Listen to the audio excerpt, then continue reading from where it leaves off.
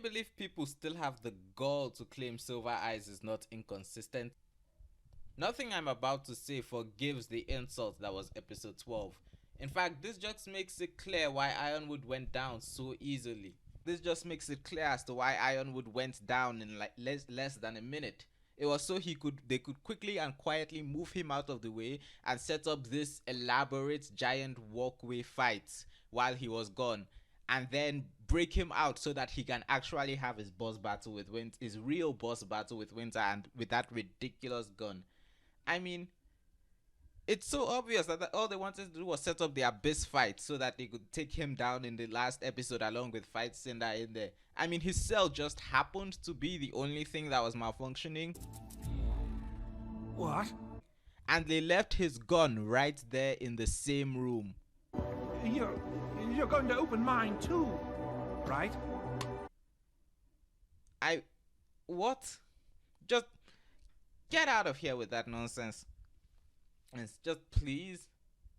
Also, while we're on the topic of the walkway fight, did RWBY ask for it to be this elaborate, all these walkways with golden arches everywhere over a giant abyss, or is that just what's his name's Ambrosius's creativity at play? Because you'd think that if they were designing this place, they'd have blueprints for a real building, like say the Schneeman or something. Why the giant abyss? And I'm still yet to find a reason to forgive how Penny was brought back. But I am glad that the structure of their whole blueprints with the portals thing isn't working in their favor.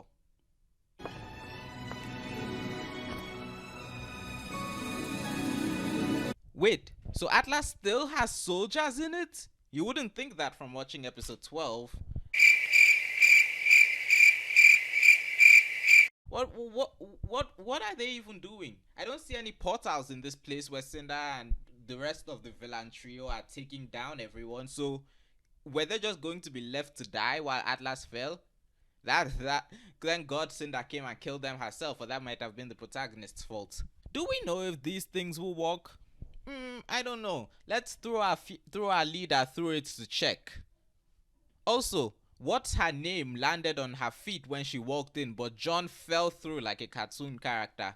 Either they actually did throw him, or that's just some transparently hollow comedy that, I don't know, undermines the tone and John's character and makes no sense. And you know what? I'm just gonna say they actually did throw him and just say Juniper is just a horrible team.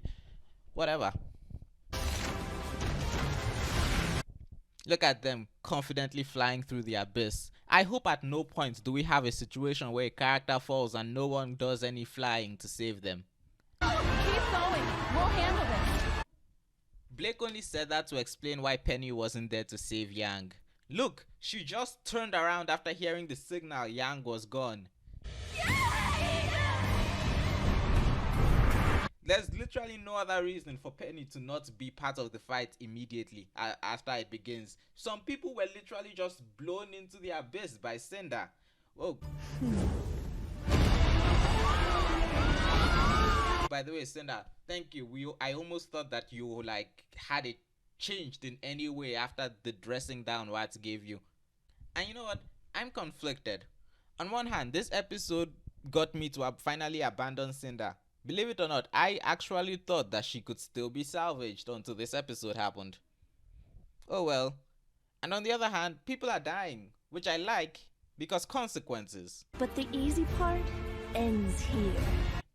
This line is so self-aware that it loops from bad, goes to good, and then loops all the way back to bad, then goes past bad and enters atrocious. Because it tells me that the writers do know that episode 12 was way too easy. You deserve this, Arthur. We'll be back. I really hope the writers don't think anyone will be satisfied with this side of Cinder's development. God, I hope no one is satisfied with this side of Cinder's development. I can't tell who I want to put out of my misery more, Cinder or Ironwood. Cinder has been annoying for longer, but Ironwood just hurts more to watch. Are they crazy? They'll destroy the kingdom! I don't care about the Aesops. Vine finally developed some individuality to go against his crazy ass general. It just took the general being taken down in the first place. And Rabbit Girl, whose name I've forgotten, is even somehow even more genocide crazy than Sasuke was at the end of the 5 Kage Summit, with less than a tenth of the reason and less than 1% of the good writing. It's amazing. Good thing Maro's semblance allows them to talk so Robin can get this one-liner off. What do you think a kingdom is? The people? Or just the chunk of land they live on? Seriously, everything ink is frozen apart from their faces. The only reason I can tell that this happened was so Robin could clap back at that sentence. What is Watts' goal exactly? Did he just trust that the Aesops will continue their nuke everything orders? He must also be aware of the fact that they have no individuality and will just do whatever they are told. Even if it's literal genocide. But what exactly is his end goal? What does he gain from nuking Mantle exactly? I mean, it's kind of clear that Cinder told him to and he's just listening to her. Isn't he the one who gave her the dressing down earlier, but now he's just going along with it? What? Come on, man. The last episode better fix this. Oh, I almost forgot about the Aesops' terminal case of weak aura. That explosion just wiped out all of his aura and knocked him out? Come on!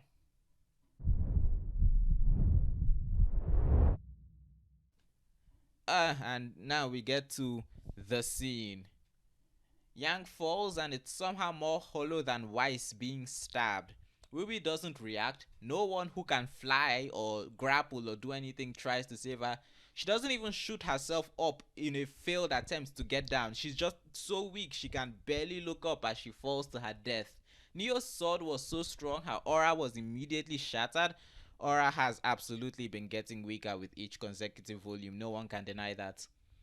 Her aura was shattered and she couldn't move to save herself. Get wrecked, Adam's semblance. The only way to salvage this whole thing is that if she's gone until at least the first episode of the next volume. I don't believe for a second she'll be gone for the whole of the next volume, but don't bring her back until at least after the first episode. And even then, that won't save it from being bad. Being a contrived way to have her fall. Like she couldn't fall in. Well, I'm not going to sit here and construct a better way for Yang to die.